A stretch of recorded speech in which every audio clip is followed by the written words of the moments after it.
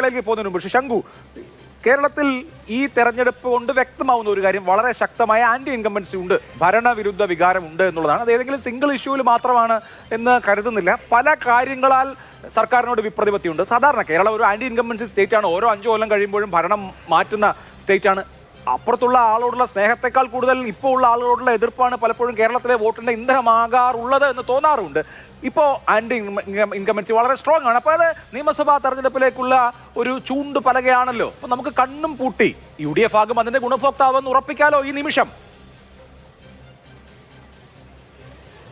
ഒരിക്കലും സാധിക്കില്ലല്ലോ. ഞാൻ അതിലെ കഴിഞ്ഞ ഊഴത്തിൽ പറഞ്ഞത്, എവിടെയൊക്കെയാണോ BJPക്ക് സ്ട്രോങ് ആയിട്ടുള്ള പ്രസൻസ് ഉള്ളത് അവിടെയെല്ലാം ആളുകളുടെ ഫസ്റ്റ് ഓപ്ഷൻ എന്ന് പറയുന്നത്, അതിൻ്റെ ഈ ആന്റി ഇൻകംബൻസിയുടെ നാച്ചുറൽ ബെനിഫിഷ്യറി എന്ന് പറയുന്നത് BJP ആണ്. ഇപ്പോൾ തിരുവനന്തപുരത്ത് BJPക്ക് പ്രസൻസ് ഉണ്ട്.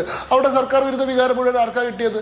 കോൺഗ്രസ് അവിടെ 3ാം സ്ഥാനത്തേക്കല്ലേ പോയത്? ശബരിനാഥിന്റെ നേതൃത്വത്തിൽ ഒരു മേയർ സ്ഥാനം പിടിച്ചെടുക്കാൻ വേണ്ടിയിട്ടൊക്കെയല്ലേ വലിയ മത്സരം നടത്തിയത്. അവിടെ കോൺഗ്രസ് 3ാം സ്ഥാനത്തല്ലേ? അവിടെ BJP ആണ് അതിൻ്റെ ഗുണഭോക്താവായത്. പാലക്കാട് ജില്ലയിലെ ജനങ്ങൾ സർക്കാരിനോടുള്ള വിരോധം തീർത്തത് ആർക്ക് വോട്ട് ചെയ്തിട്ടാണ്?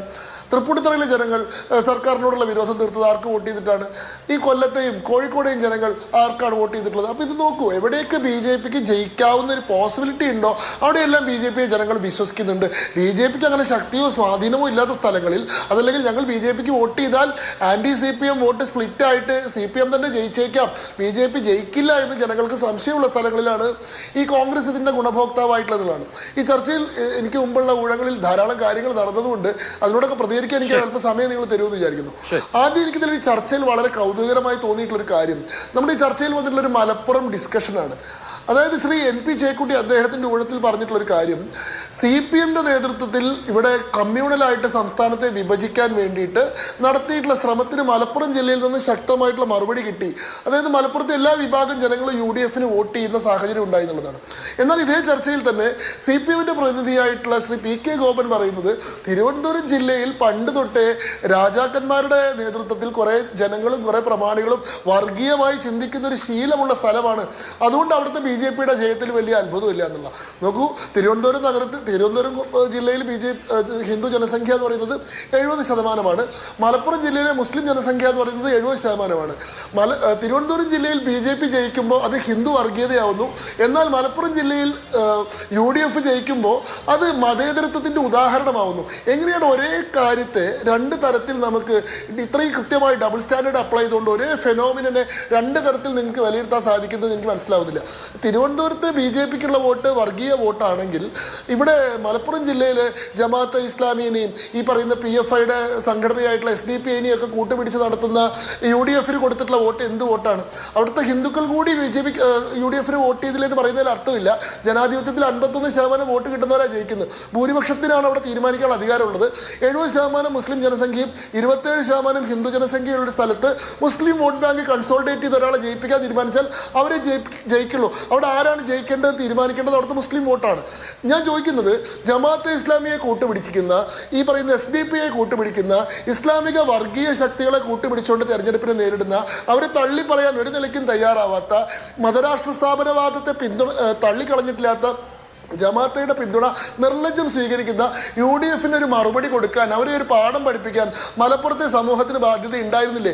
അവരെന്തുകൊണ്ടാണ് നിറവേറ്റാത്തത്? അതായത് ഈ സംസ്ഥാനത്തെ മതേതരത്വം നിലനിർത്തുക എന്ന് പറയുന്നത് ഹിന്ദു സമൂഹത്തിന് മാത്രം ബാധ്യതയാണോ?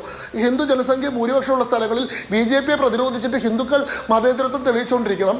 എന്നാൽ മുസ്ലിം ഭൂരിപക്ഷമുള്ള പ്രദേശങ്ങളിൽ ഈ പറയുന്ന മുസ്ലിം വർഗീയ സംഘടനകളുടെ പിന്തുണ നേടുന്ന സംഘടനകൾക്ക് വോട്ട് ചെയ്യുന്നതിൽ തെറ്റില്ല. അവരെ ഒരു നിലയ്ക്കും തിരുത്തേണ്ടത്, അവരെ ഒരു നിലയ്ക്കും റിപ്രമാൻഡ് ചെയ്യേണ്ടതുമായി ഉത്തരവാദിത്വം മുസ്ലിം സമൂഹത്തിന് ഇല്ലെന്ന് പറയുമ്പോൾ അത് എന്തൊരു ഇരട്ടത്താപ്പാണ്? അങ്ങനെ മതേതരത്വം സംരക്ഷിക്കൽ ഏതെങ്കിലും ഒരു വിഭാഗത്തിന് മാത്രം ആവശ്യമാണോ? ഈ പറയുന്ന മതേതരത്വത്തിന്റെ സ്പിരിറ്റ് ഉയർത്തിപ്പിടിച്ചിട്ടാണെങ്കിൽ അവിടെ UDFന്, പ്രത്യേകിച്ച് ജമാഅത്തെ ഇസ്ലാമിയെ തള്ളിപ്പറയാൻ തയ്യാറാവാത്ത, SDPയുടെ പിന്തുണയെ സ്വീകരിക്കുന്ന, വെൽഫെയർ പാർട്ടിയെ ഒപ്പം കൂട്ടി മത്സരിക്കുന്ന UDFന് ഇതല്ല ഞങ്ങളുടെ രാഷ്ട്രീയം, ഇവിടെ എല്ലാ വിഭാഗം ജനങ്ങളെയും ഒന്നിച്ചു നിർത്തുന്ന രാഷ്ട്രീയത്തെയാണ് ഞങ്ങൾ പിന്തുണയ്ക്കുന്നത് എന്ന് പറഞ്ഞുകൊണ്ട് UDFന് തിരിച്ചടി കൊടുക്കേണ്ട ഉത്തരവാദിത്വം മലപ്പുറത്തിനുണ്ടായിരുന്നു. അതുകൊണ്ട് മലപ്പുറം ജില്ലയിലെ 94-90 സീറ്റും കോൺഗ്രസ് ജയിച്ചത് മതേതരത്വത്തിന്റെ ഉദാഹരണമായിട്ടല്ല ഞാൻ കാണുന്നത്. അവിടെ UDF നടത്തിയിട്ടുള്ള ഈ പറയുന്ന മുസ്ലിം കമ്മ്യൂണൽ പൊളിറ്റിക്സിനെ ആ മലപ്പുറം ജില്ലയിലെ ബഹുഭൂരിപക്ഷം ജനങ്ങളും ശരിവെച്ചതായിട്ടാണ് കാണുന്നത്. നിങ്ങൾ പറയുന്ന പോയിന്റിന്റെ തെളിവല്ല, നിങ്ങൾക്ക് എതിരായിട്ടുള്ള പോയിന്റിന്റെ തെളിവാണത് എന്നത് ഞാൻ ആദ്യമേ തന്നെ സൂചിപ്പിക്കട്ടെ. പിന്നെ ഈ തെരഞ്ഞെടുപ്പ് തോറ്റു കഴിഞ്ഞിട്ടുണ്ടെങ്കിൽ സ്ഥിരമായിട്ട് ജനങ്ങളെ ചീത്ത പറയുകയും വോട്ടർമാരുടെ പ്രബുദ്ധതയെ അപകീർത്തിപ്പെടുത്തുകയും ചെയ്യുന്ന മറ്റുള്ളൊരു ശൈലിയാണ്. മറ്റേ കൂട്ടരാണെങ്കിൽ EVM-നെയും വോട്ടേഴ്സ് ലിസ്റ്റിനെയും ഇലക്ഷൻ കമ്മീഷനെയൊക്കെയാണ് കുറ്റം പറയാറ്. ഞങ്ങൾ തെരഞ്ഞെടുപ്പിന്റെ ഫലം എന്താണെങ്കിലും അതിനെ വിമർശനങ്ങളില്ലാതെ അത് കൂടുതൽ മെച്ചപ്പെടുത്താനുള്ള ഒരു അവസരമായി സ്വീകരിച്ചുകൊണ്ട് ഞങ്ങൾ അതിൽ നിന്ന് പാഠങ്ങൾ പഠിച്ചുകൊണ്ട് മുന്നോട്ട് പോകാൻ ശ്രമിക്കാറ്. അതുകൊണ്ടാണ് കേരളത്തിൽ ഓരോ തവണയും BJPക്ക് വർധനം ഉണ്ടാകുന്നത്. നിങ്ങൾ കണക്ക് ശരിക്കും പരിശോധിക്കാതെ പറയുന്ന കണക്കുകളല്ല കേരളത്തിലെ വോട്ടിംഗ് പെർസെൻറ്റേജ് എന്ന് പറയുന്നത്. 2015 തെരഞ്ഞെടുപ്പിൽ BJPയുടെ വോട്ടിംഗ് പെർസെൻറ്റേജ് എന്ന് പറയുന്നത് 13% ആയിരുന്നു, 13.3% ആയിരുന്നു.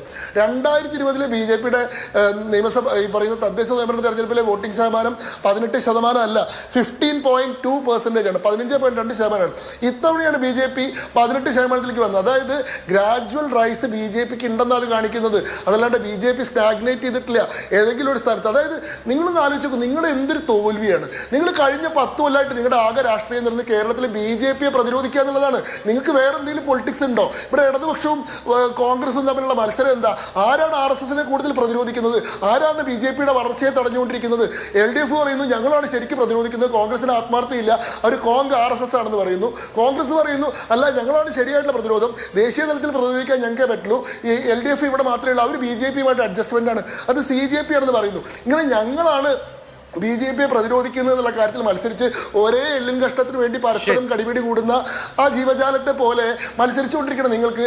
എന്നിട്ടും കേരളത്തിൽ BJP ഗ്രാജുവലായിട്ട് റൈസാണ് നടത്തുന്നതെങ്കിൽ, BJP ഓരോ തെരഞ്ഞെടുപ്പ് മെച്ചപ്പെടുത്തുകയാണെങ്കിൽ നിങ്ങൾ ഗ്രാജുവൽ റൈസിന്റെ കാര്യം പറയുമ്പോൾ നോക്കൂ, ഇപ്പോൾ കഴിഞ്ഞ 2020 ലോക്കൽ ബോഡി BJPയുടെ വോട്ടിംഗ് പെർസെന്റേജ് 17.2, നിയമം നിയോജക മണ്ഡലത്തിൽ ലീഡ് നേടുകയും ചെയ്തു. പക്ഷേ നിയമസഭയിലേക്ക് വന്നപ്പോൾ നിയമം ജയിച്ചില്ല. ഈ 17.2-ൽ നിന്ന് മാക്സിമം 1% വർധനവല്ലേ ഇത്തവണത്തെ കണക്ക് ഫൈനൽ ആയിട്ടില്ല, വന്നാൽ ഉണ്ടാവും. നിങ്ങൾക്ക് ലോക്സഭാ തെരഞ്ഞെടുപ്പിൽ 20% ആയിരുന്നു, അത് വേറെ വോട്ടിംഗ് പാറ്റേൺ ആണെന്ന് പറയാം. അല്ല നോക്കൂ, തദ്ദേശ പിന്നല്ലാതെ ഇപ്പൊ അങ്ങനെയാണെങ്കിൽ ഇപ്പൊ കഴിഞ്ഞ ലോക്സഭാ തെരഞ്ഞെടുപ്പിൽ BJPയുടെ വോട്ടിംഗ് ശതമാനം എത്രയായിരുന്നു? 19.72% ആയിരുന്നു 2024 പൊതു തെരഞ്ഞെടുപ്പിലെ വോട്ടിങ്ങിന്റെ ശൈലി വേറെയാണ്. തദ്ദേശ സ്വയംഭരണ തെരഞ്ഞെടുപ്പുകളിൽ കേരളത്തിൽ എപ്പോഴും LDFന്റെ ഒരു മേൽക്കൈയും മേധാവിത്വം ഉണ്ട്.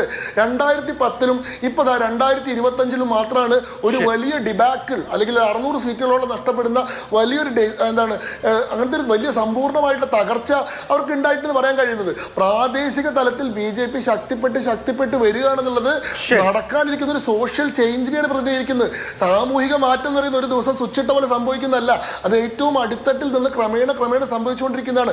അങ്ങനെ ഏറ്റവും താഴെത്തട്ടിൽ വരെ സാധാരണ ജനങ്ങൾ അവരുടെ ജീവിതവുമായി ബന്ധപ്പെട്ട അടിസ്ഥാന പ്രശ്നങ്ങളുടെ പരിഹാരത്തിന് വരെ BJP വിശ്വാസം അർപ്പിക്കുന്ന നിലയിലേക്ക് കേരളത്തിലെ 1800